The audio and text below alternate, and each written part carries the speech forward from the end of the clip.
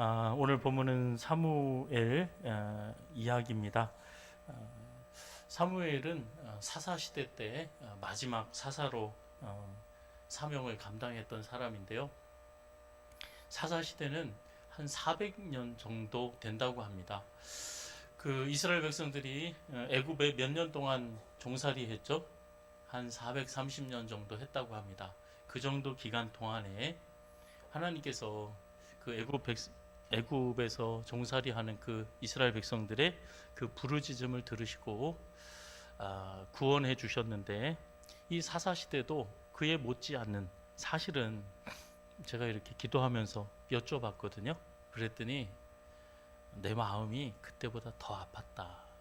너희들이 종살이 할 때보다도 왜 사사 시대 때 하나님이 더 아프셨을까?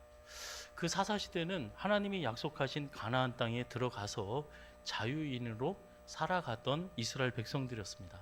그런데 사사기 1장부터 끝장까지 차마 펴서 읽어보기가 나쁘고 너무 죄송스럽고 황망해서 어안이 벙벙하고 어떻게 이럴 수가 있나 할 정도로, 정말 하나님의 백성에게 이런 일들이 일어난다는 것은 있을 수 없는 일들이 벌어져요.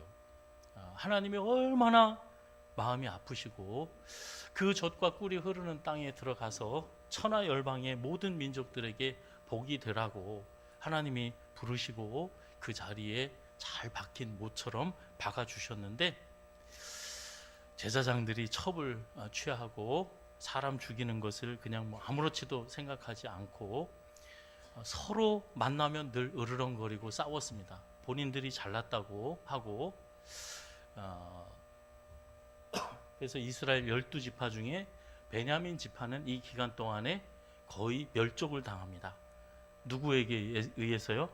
원수들과 적과 싸움에서? 안 그렇습니다. 자기들끼리 싸워서 한 족속을 완전히 멸족을 시키고, 에브라임 지파는 어떤 일이 일어나든 나서서 왜 나를 인정해 주지 않고 나를 알아주지 않느냐, 왜 나 없이 전쟁을 했느냐, 왜 나한테 안 알렸느냐 하고 큰 소리 치던 이스라엘 백성들이었습니다. 여러분, 저와 여러분이 서로 다투고 싸우고 분쟁하면, 부부싸움하고 형제간에 싸우고 여야가 싸우면 그 가정이 화목하고 든든히 서가고 행복해지고 그럴 수가 없죠. 교회도 마찬가지죠. 반드시 약해집니다. 즉 쇠해진다는 거예요. 왜? 서로 잘 되고 흥하기를 바라는 것이 아니라 서로 망했으면 좋겠거든요. 서로 미워하고 서로 짓밟거든요. 그러면 어떻게 됩니까? 100대 때려도 내가 한 대 맞으면 약해지는 거예요. 그 싸움 할 일 동안에 다른 귀한 일을 하지 못하는 거예요. 이스라엘 백성들이 그랬어요. 그러면 어떻게 됩니까? 주변의 원수들이 가만히 안 있어요. 서로 형제간에 똘똘 뭉쳐서 12형제가 보라, 형제가 연합하여 동거하며 어찌 그리 아름다운지, 그 자리에서 하나님이 복을 명령하시는 자리가 아니라 서로 머리끝부터 발끝까지 상처투성이로 뒤에서 욕하고 앞에서 칼로 찌르고 잠자다 당하고 별의별 일들이 다 벌어지는 겁니다. 그러면 이웃 원수들이 가만히 안 있죠. 그 싸움에서는 늘 처절하게 패배합니다. 지고 빼앗기고 수치를 당하게 되어지는 거죠. 사사시대가 그랬어요. 400년 동안. 그런데 오늘 본문은 어마어마한 일이 지금 벌어지고 있습니다. 이 사무엘을 통해서, 사무엘이 어떤 사람이었냐, 사사시대에 그 어렵고 어두운 정말 하나님의 마음도 찢어지고 이스라엘 백성들도 평안이 어디 있습니까? 행복이 어디 있어요? 감사가 어디 있어요? 날마다 너무 힘들어요. 하나님 고통스러워요. 도와주세요. 부르짖고 싸우고 그럴 때였습니다. 엄마 한나가 사무엘을 하나님 앞에 드립니다. 그리고 사무엘은 사무엘아 사무엘아 하나님께서 부르시죠. 엘리 제사장 밑에서 하나님을 섬길 때, 그때 이후로 사무엘의 됨됨이를 3장에 보면 이렇게 얘기해요.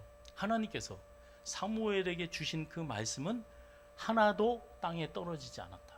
즉 사무엘의 마음판에 그 입술의 생각에 자신의 삶의 습관에 열매를 맺었다는 거예요.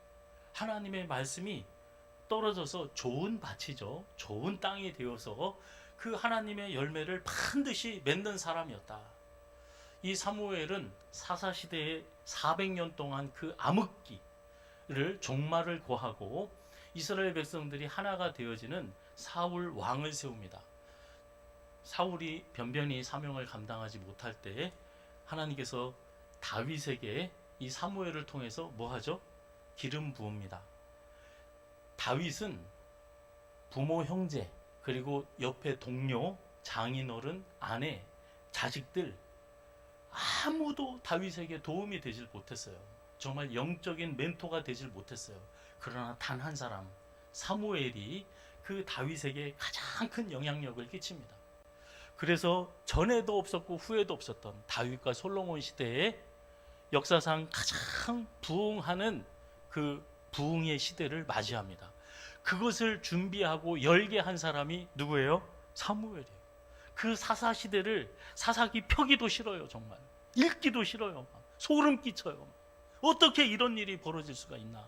그런데 그 사실을 뒤로 하고 하나님의 말씀이 이스라엘 백성들 가운데, 다윗이 예루살렘 성에 하나님의 법궤를 모시면서 덩실덩실 춤을 추잖아요.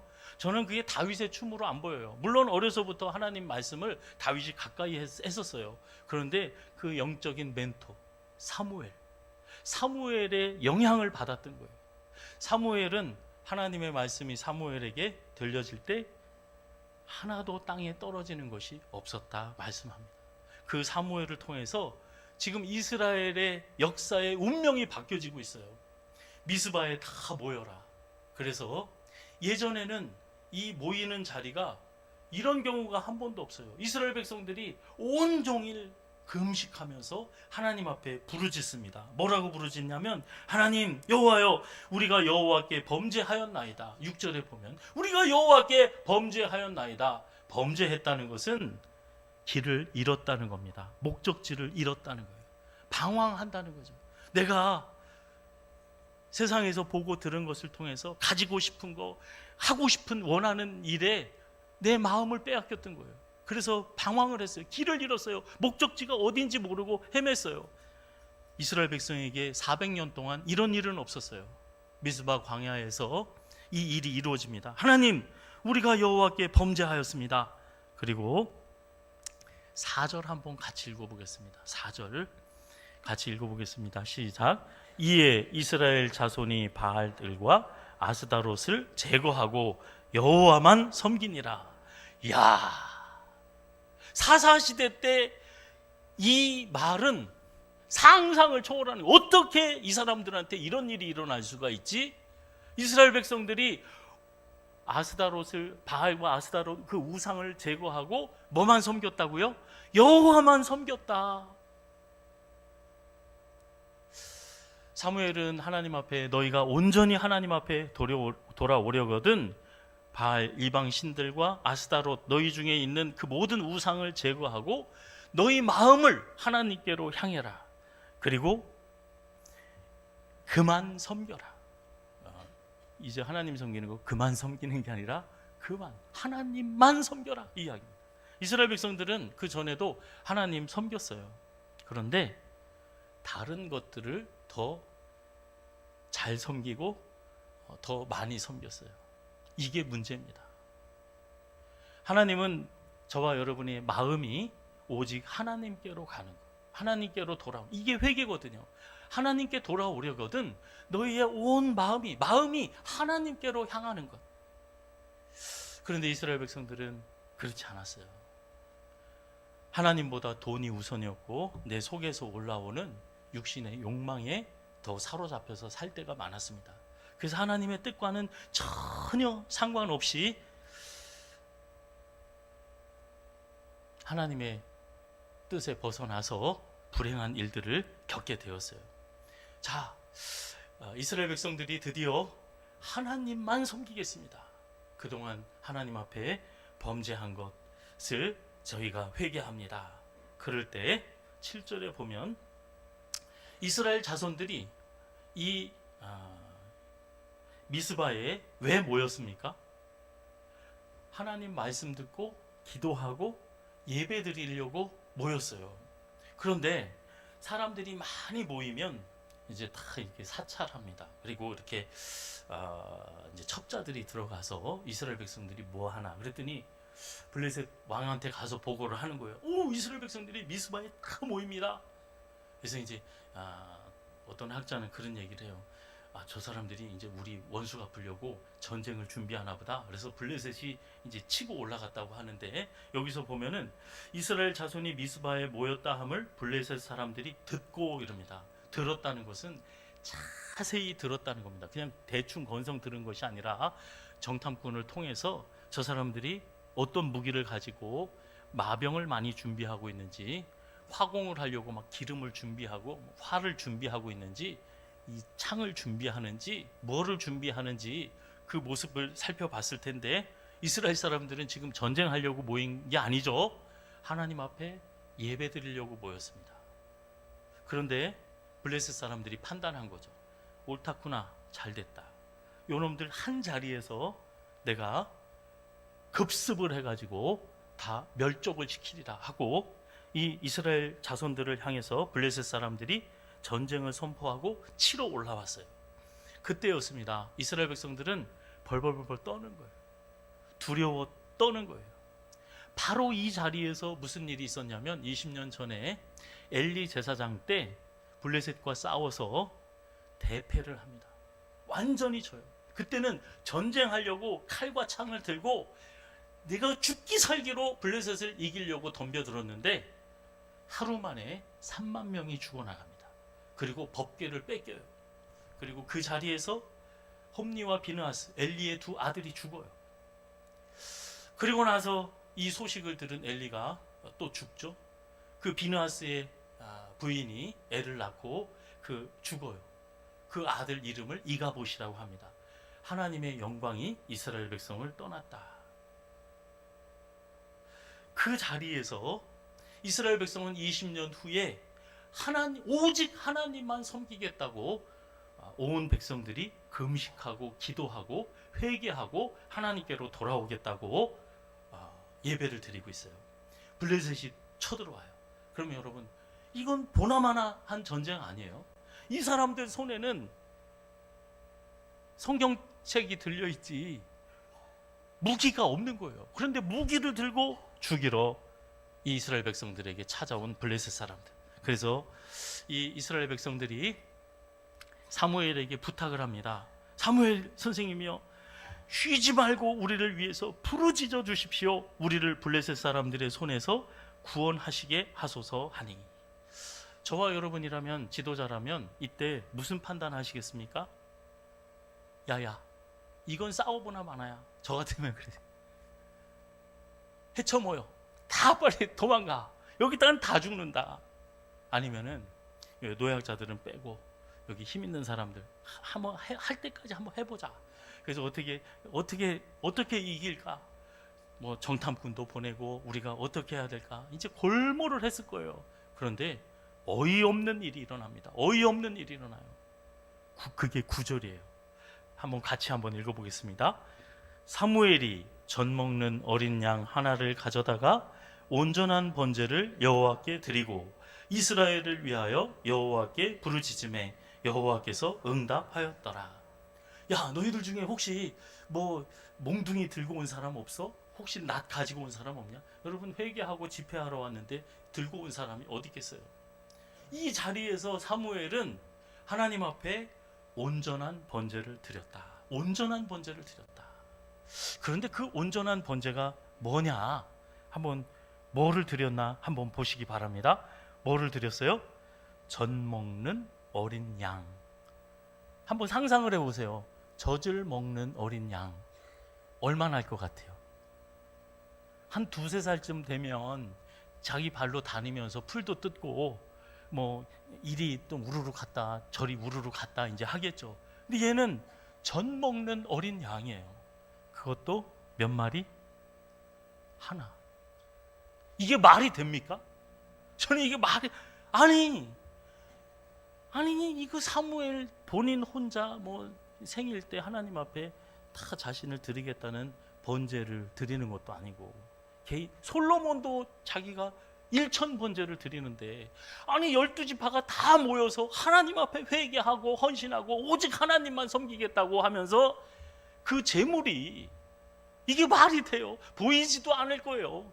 이 제물 드릴 때, 그 탈 때 그 연기가 얼마나 나고 얼마나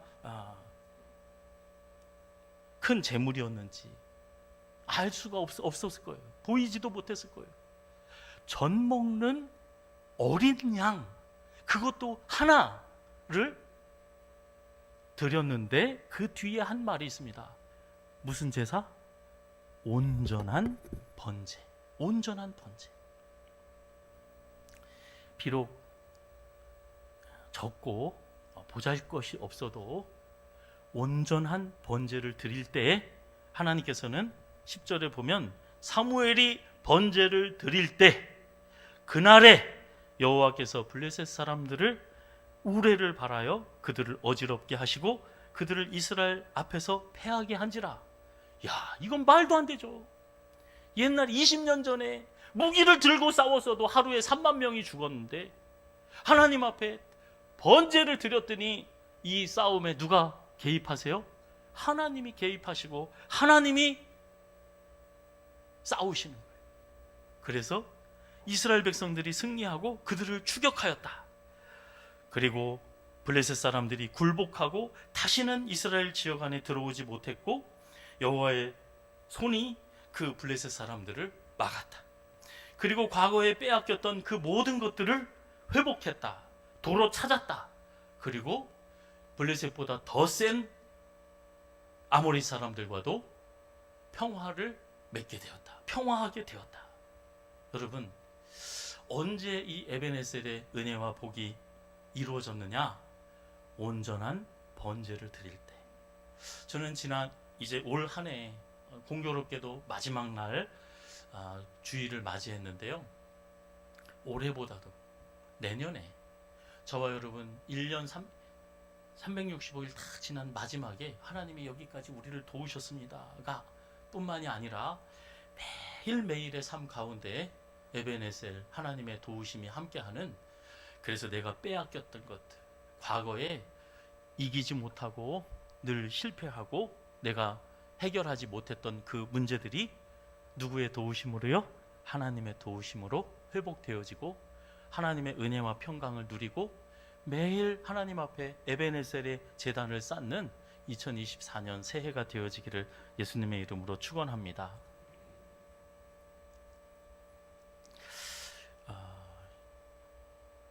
제가 처음 대학교에 가니까 저 하버드에서 공부를 가르치시는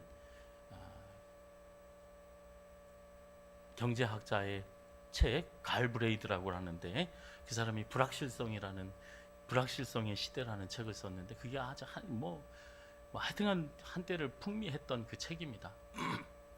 그 책 내용 안에 그 과제물 중에 그 경제학의 아버지라고 하는 아담 스미스라는 사람이 나오는데 그 사람이 국부론을 쓴 사람이에요. 저는 국부론을 읽어본 적이 없어요. 갈브레이스의 불확실성의 시대에서 소개하는 그 국부론. 나라가 풍성해지고 부유로워지려면 어떻게 해야 되나? 교회도 마찬가지고 저와 여러분의 개인의 삶도 마찬가지죠. 거기서 말하는 건 그거예요. 사과도 많이 나고 쌀도 많이 나고 탱크도 많이 만들어내고 생산량이 많아야 되는 거예요. 똑같은 국민으로 나라가 풍성해지려면 그 많은 생산물이 있어야 되는데, 그렇게 많은 생산을 하려면 어떻게 해야 되느냐? 그래서 한 예를 얘기해요. 연필을 하나 만든다. 왜 연필을 한 사람이 저 산에 올라가서 나무 베어다가 또 저 탄광에 가서 석탄을 캐서 그 심을 만들고 나무를 만들고 그 연필 끝에 고무를 만들고 자기가 만들 뿐만이 아니라 가서 내다 판다. 이러면 안 된다. 이러면 안 되고 어떻게 해서든지 그 일을 잘게 나누는 거예요. 저 탄광에서 석탄을 캐는 사람, 나무 기르는 사람, 물 주는 사람, 따는 사람, 포장하는 사람, 파는 사람, 또 지우개 그 고무를 만드는 사람, 다 일을 분업을 하면은 분업을 하면은 그 아주 세부적으로 나누어서 서로 돕는 거죠. 분업을 하는 거죠. 분업을 하면은 생산성이 100배, 1000배, 10,000배보다도 뛴다는 거. 한번 상상을 해보세요. 내가 이 구두를 내 손으로 만들어서 신는다. 옛날에는 다 그랬잖아요. 자급자족. 그러면 이 끈 만들어야지, 바탕 만들어야지, 이것도 바늘 만들어야지. 이거 어떻게 해요? 우리가 다 서로 비록 작지만 물 주는 거, 그리고 대패질 하는 거, 그리고 석탄 캐내는 거, 아주 단순하고 아주 작지만 그 일을 하면서 그 일에 맡겨진 사람들이 그 전문가가 되어진다는 거예요. 더 연구를 해서 또 색깔도 입히고 또 모양새도 만들어내고. 자, 이게 무슨 얘기냐? 저와 여러분은요, 하나님이 주님 앞에 나갔을 때 예수님이 하신 말씀이 있어요. 잘했다, 충성된 종아. 내가 무슨 일에 충성했다고요? 작은 일에 충성했다. 작은 일에 충성했다. 하나님, 저 교회 100개 지고 왔는데요, 아프리카 대륙을 다 선교하고 왔는데요, 이건희 회장이 하나님 앞에 드린 그 제물보다 제가 더 많이 드렸는데요, 하나님이 똑같이 말씀하실 거예요. 잘했다, 충성된 종아. 내가 작은 일에 충성했구나. 여러분, 하나님 앞에 저와 여러분이 얼마나 커야 하나님께서 잘했다 둥둥이 두드려 주시면서 너 큰일 했구나, 정말 남들이 하지 못하는 큰일 했구나, 그 소리 들을 꿈도 꾸지 마세요.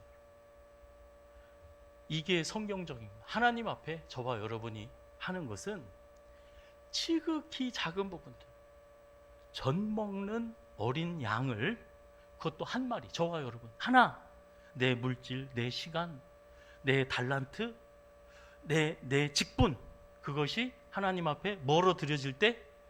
온전한 번제로 드려질 때. 어떤 분들 그래요. 남 부끄러워서 이렇게 작은 거, 창피하고 어떻게 드리나.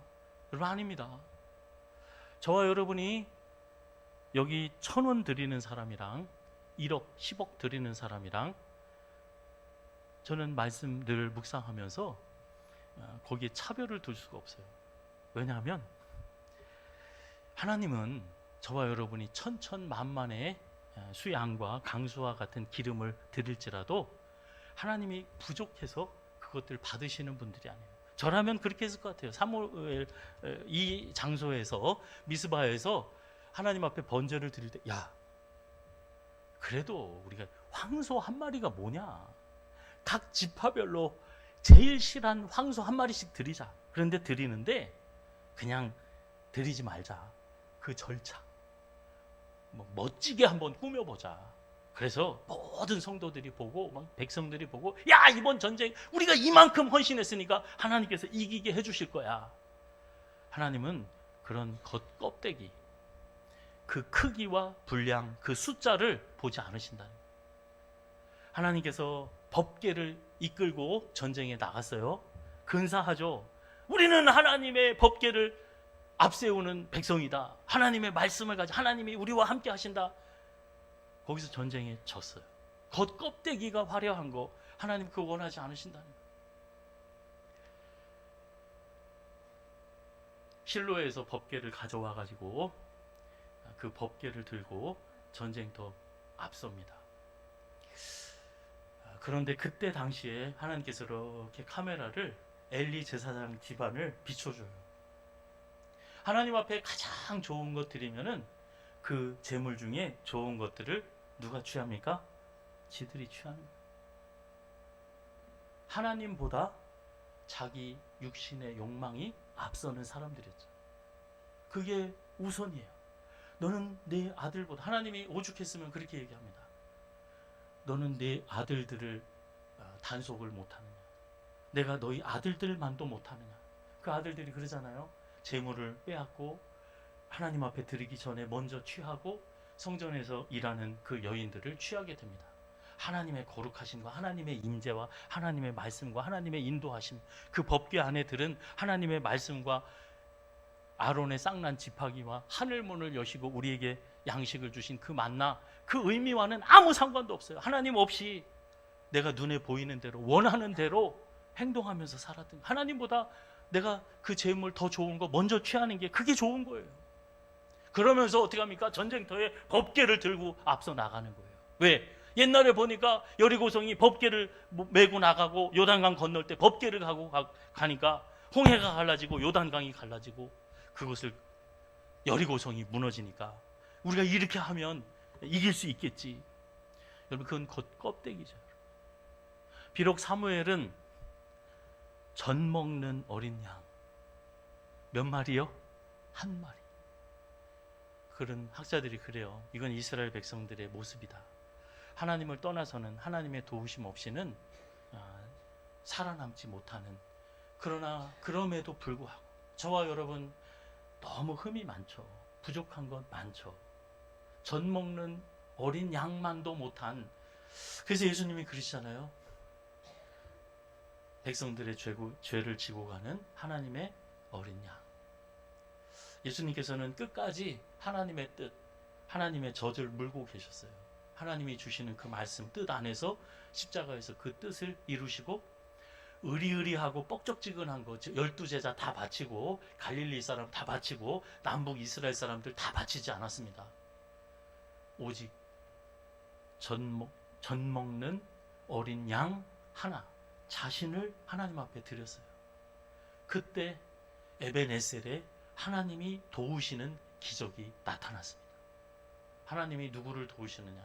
제가 엊그제 집안에서 강화 유리가 거실에서 쨍그랑도 아니더라고요. 막 빡 하면서 그 유리가 대충 몇 조각으로 깨지는 게 아니라 조그만 것들이 막 산산이 쫙 퍼져 나가더라고요. 막 냉장고 밑에, 막 식탁 밑에, 막 거실까지 쫙 내려오는 거예요. 그래서 제가 얼음 스탑, 권홍아 움직이지 마, 예홍아 움직이지 마, 여보 그 자리에 서 있어.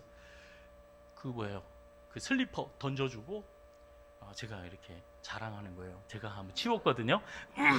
그랬더니 아내의 눈빛이 달라졌어요. 그날 오후까지 저한테 얼마나 잘해주는지 모르더라고요.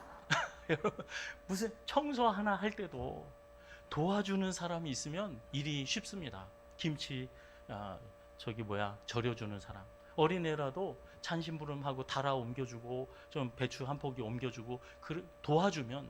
저 고등학교 때 공부할 때 과외 선생님 없었거든요. 근데 막 애들 몰래 하는 애들 보면 너무 부럽고 막 생물, 물상 물어보고 싶은 게 너무 많았거든요. 그때 제가 선생님이 옆에 있었으면 제가 생물학자가 됐을지도 몰라요. 그런데 선생님이 옆에서 공부하는데 막힌 거 있으면 이렇게 하는 거야. 이건 이런 뜻이야. 얼마나 좋습니까? 청소할 때도 설거지라도 해주고, 아니 설거지 못 해주면 밥그릇이라도 싱크대에 옮겨주면 일이 훨씬 수월하잖아요. 여러분, 사람이 도와도 이런데 저와 여러분 누가 도우신다고요? 하나님이 도우시겠대요. 언제요? 내가 아무리 부족하고 연약하고 시간이 없어도 잠깐 틈내서 범사에 물질도 마찬가지입니다. 내가 11조 100만 원이 넘을 때 멋지게 하나님 앞에 한번 드려보겠습니다. 하나님은 에벤에셀의 축복이 없습니다. 비록 그 자리 10원이 10의 1조라 할지라도 온전한 제사, 온전한 번제가 이루어질 때 하나님이 함께 하시고 역사하시는 줄로 믿습니다. 2024년 새해에는 저와 여러분 그냥 에벤에셀이 그냥 오는 게 아니에요. 하나님께서 그날 사무엘이 번제를 드릴 때, 온전한 번제를 여호와께 드릴 때 그날에 역사하셨어요. 2024년 새해 매일의 삶이 이 에벤에셀의 삶이 되어지기를 예수님의 이름으로 축원합니다.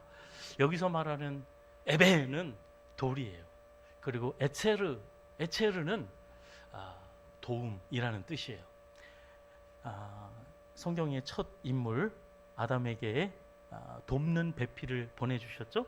그 돕는 배필이 뭐냐? 에체르예요. 에벤에셀, 에셀이라는 거예요. 그래서 옆에 사람한테 한번 얘기해 보겠습니다. 당신은 나의 에체르입니다. 그 다음에 나는 당신의 도움입니다. 그리고 마지막으로 나는 당신의 도움을 기꺼이 받겠습니다. 어떤 사람은 줄 줄만 아는 사람이 있어요. 그거 고장난 사람이에요. 우리는 받아야 돼요. 도움을 받아요. 도움 없이는 못 살아요. 내가 다 할 수가 없어요. 연필 한 자루도 내가 못 만들어요, 여러분. 도움이 필요한 겁니다. 교사 찬양대 하는 거, 여러분 가족들이 도와주지 않으면 은혜로운 찬양 할 수 있겠어요? 우리는 다 서로 협력하고 도와줄 때, 돕는 이가 될 때, 하나님이 함께 하실 때 어떤 역사가 나타납니까? 판단 기준, 돕는 일이 나타납니다. 돕는 일이 나타나요. 왜? 하나님은 도우시는 일. 이사야 선지자에게 말씀하시잖아요. 두려워하지 마라. 블레셋 두려워하지 마. 아수르 두려워하지 마. 저 바벨론, 저 그 덩치 두려워하지 마. 저들의 칼과 창 두려워하지 마. 내가 너를 도와줄게. 뭐 한다고요? 도와줄게. 세상 끝날까지 도와줄게. 너와 함께 할게. 하나님은 뭐 하시는 분이라고요? 돕는 분이에요.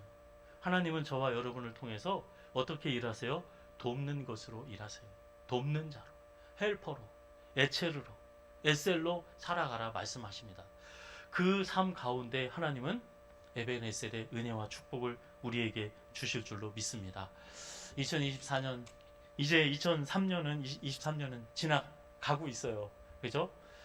우리가 회복하지 못했던 거, 또 아쉽게 졌던 싸움도 많이 있었을 겁니다. 그러나 여러분, 저와 여러분의 이스라엘 백성의 인생 역전, 그 어두웠던 사사시대가 끝나고 다윗의 흥하고 번성하는 시대는 이제 그 서막 첫자락이에요. 이스라엘 백성들이 하나님 앞에 나와서 하나님만 섬기겠습니다. 그 제물에는 비록 젖 먹는 어린 양이지만 하나님을 향한 마음이 담겨 있었어요. 하나님을 향한 그 마음과 정성. 여러분, 1,000만 원, 억만 원 중요하지 않습니다. 그 껍데기가 중요한 게 아니에요. 그 안에 어떤 마음으로 드려지느냐, 온전한 번제냐, 작은 것이든 큰 것이든 상관없어요. 이게 온전한 번제냐.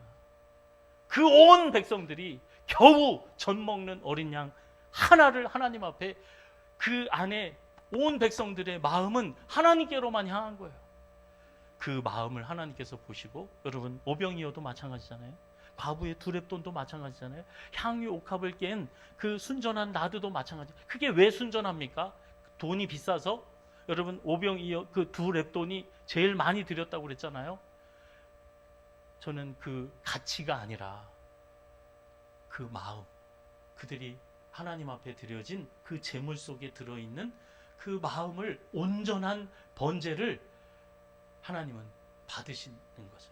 그리고 그 번제를 통해서 은혜와 기적을 이루어 주십니다. 새해 이런 은혜와 기적이 저와 여러분의 삶 가운데 차고 넘칠 줄로 믿습니다.